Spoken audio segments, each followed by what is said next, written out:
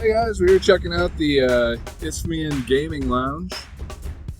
We're gonna go see what it looks like inside.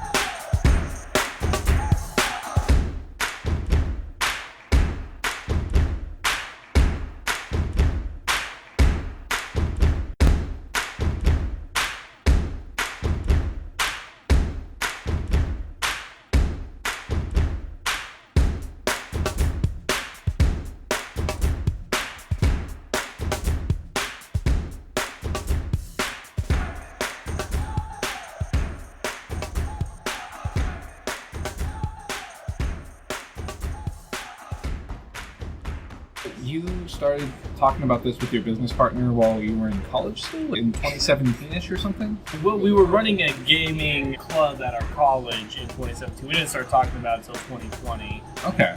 So what made you want to start it, and what made you think that you could do it? Obviously, you felt strongly enough about it to actually pursue it. Yeah, I mean, I grew up going to a place like this, so it was something I knew could work because I'd seen it work. I lived in Iowa at the time. My business partner, Mark, lived up here, and he wanted to get involved in the gaming community up here, and there just wasn't anything for him to join and be a part of. So he came to me with the idea of opening up something like this, and we decided, man, this something could work. It's not like it's a new invention. He came to me, we started talking about it in January 2020, and then March of 2020 hit, and everything shut down, and we went, oh, this would be the worst time to open up a company like that. So we put it on the back burner, didn't talk about it.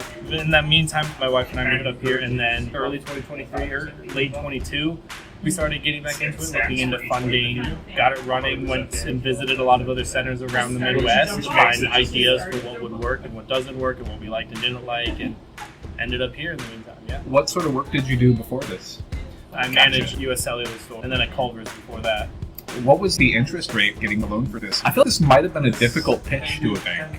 You know, it's really competitive with housing rates. Off the top of my head, I don't know anymore what the interest rate at the time was. Probably somewhere in like the single digits still.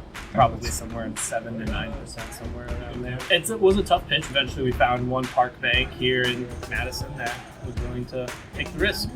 I think you guys also have investors, so what sort of promises or deals did you make with them to convince them to invest? A lot of it is just you take a risk. Our investors aren't really the sort of people who are looking to withdraw a bunch of money out of this. They're people who are looking at benefiting the greater Madison community and people who have lived here for a long time. Our primary investor has been working for Epic for 30 years and he retired a decade ago in his 40s. So they're just people that like to help out. They're people that want to see Madison grow. You guys have been open almost a year now. Mm-hmm. So what have been your greatest challenges, and what do you feel have been your greatest successes so far? I would say the biggest challenge has been getting the word out, marketing. In today's world, social media kind of dominates the marketing sphere, and Google and YouTube ads and all those different things. But they aren't as entirely effective as what a television commercial or radio commercial was 30 years ago. There's large sectors of people who are very anti-social media, and a lot of those people are gamers. It's very hard to market and advertise to those sorts of people. So a lot of it is word of mouth. So marketing and getting the word out has been the hardest. But I'd say the greatest strength is our customer retention rate. I mean, we've looked at returns, and we get something like 60 to 70% of people who come once come back a second time, and then 40 to 50% come back a third time, which lets us grow and then stay at that level without having to invest infinitely more money into marketing and outreach. Have there been other businesses that you've partnered with to try and get the word out? Yeah, Delta Beer Lab has been a huge one. We sell a lot of their products, and they push a lot of people. They are a tap room that closes early, 9 p.m., which is fairly early, so they often push a lot of people our way, which has been a tremendous amount of help, especially since you have to drive past us on the way out. We've worked with Quick Save Games, also here in Fitchburg, our game resale store. They provide us with some retro consoles up in our console room there, and we tell people about them and try to send people their way a lot. Those would be the big ones. We've worked with the WGA, the Wisconsin Games Alliance, who represent all the game studios across Wisconsin. They posted one of their socials here. We get a lot of developers from the game studios who swing by here and check it out. My business partner is working on developing more relationships with them so that we can test out some of their games and stuff. Have you guys considered reaching out to businesses outside of just the Fitchburg area? I know a lot of people travel from Madison to Forest, Sun Prairie, etc. in order to go to Noble Knight on the regular, despite the fact that there are other local game stores nearby. Yeah. So I feel like a lot of people would be willing to make the travel here from a greater distance, but there isn't a lot competing with you. Yeah, absolutely. I mean, we get a lot of people from a wide range of areas. The hardest challenge with finding more partnerships is just manpower. Both my business partner and I work full-time jobs, and we just have the one employee. So some of that is just we've been working on finding more time to get out to meet businesses and go interact with people. Considering how close we are to Madison, we try to consider ourselves more of like a greater Madison Gaming Lounge. Do you have any current initiatives or goals for the next year that you're willing to speak on?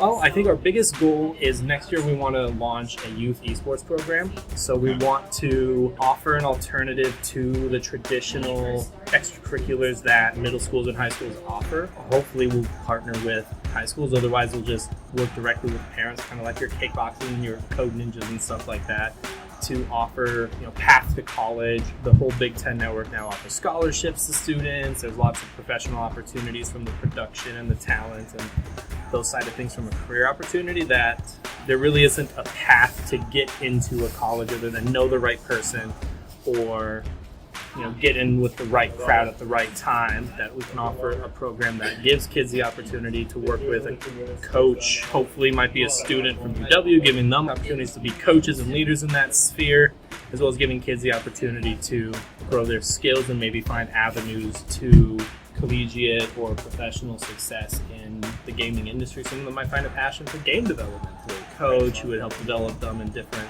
life skills through gaming, teamwork, coordination, leadership, goal setting, all those sorts of very transferable life skills through the gaming medium.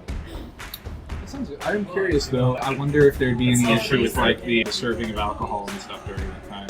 It's similar like a bowling alley.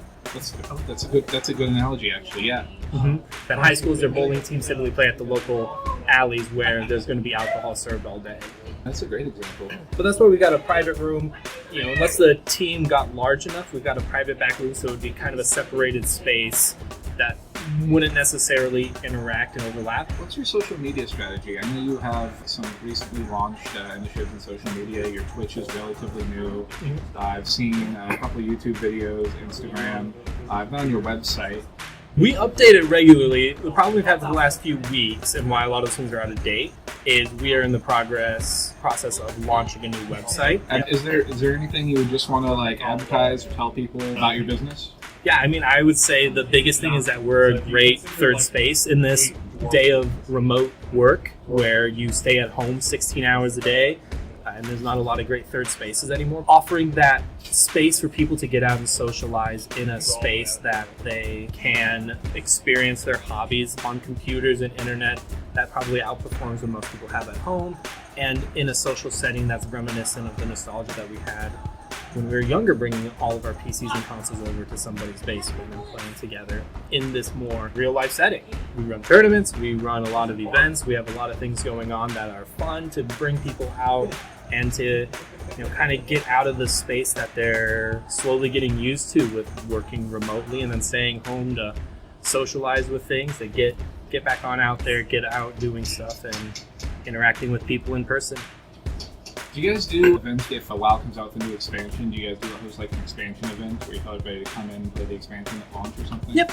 Yeah, so we ran that for War Within when it launched. We had a group come in who all came into play, not necessarily together, but like experiencing it individually, but each on their own so they could share back and forth, which was a lot of fun. I'm a big WoW player. My business partner is a WoW player who just got in during the last expansion. So we, in college, ran a really big launch party for Battle for Azeroth, so we wanted to replicate that here. I was curious, because it is still your first year, are you guys profitable yet or not quite yet? That's a great question. Not profitable yet, but we're on track for what a typical startup is. A startup very, very rarely makes profit in the first 2 years. I don't know the exact percentages off the top of my head, but it's less than 10% make profit in the first 2 years. So not profitable, but we're on track for what we laid out back in 2023. That's awesome. All right, well, thank you for the interview. I appreciate it. Yep. I'm going to be here more often, probably. I want to support you guys. I think this is a great place. Yeah, thank you, absolutely. Always willing to talk about it if you ever have any more questions. I've got my business card, my business partner's card, and Chad's card up at the front desk there.